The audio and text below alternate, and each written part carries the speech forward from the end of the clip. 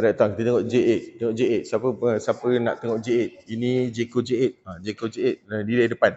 Saya buat quick review sahaja. Untuk mereka yang tengok J8. Okay, ni J8 two wheel drive, all wheel drive model. Siapa yang bagus ni J8 ni? First sekali dia premium car. Kalau korang nak ni trade in CRV, takkan ambil CRV balik. So ambil lah J8 ni. Ni Jeko J8 Jeko J8, Jeko J8 semua ada. Ni di depan nampak? Nampak? Ni Jeko J8. Okay.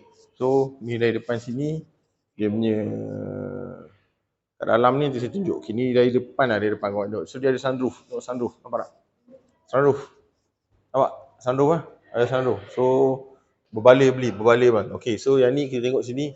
Saya nak tengok bonnet dulu, bonnet. Kita tengok bonnet untuk J8 ni. Kan? Saya buat cepat sebab tak nak buat lambat kan. Okay.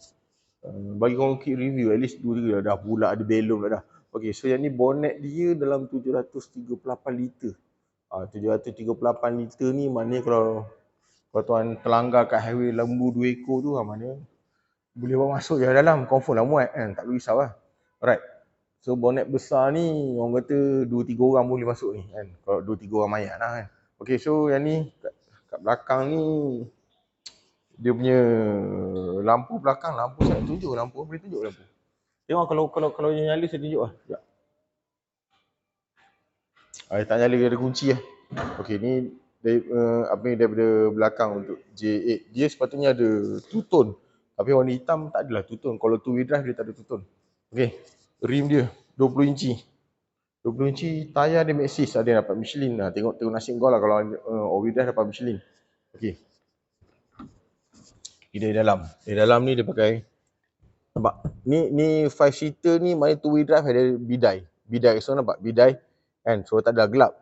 Ni 2-wheel drive. Kat sini ada armrest. Nampak? Sini armrest Saya tunjuk sini lah, susah ni buka.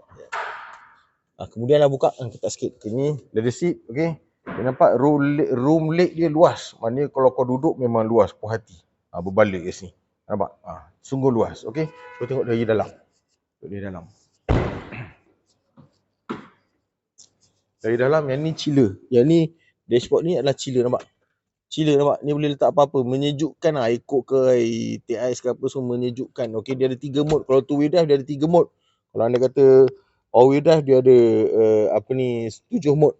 Okay, ni gear ada kat sini. Jangan lupa pula gear lah. Gear ada kat sini.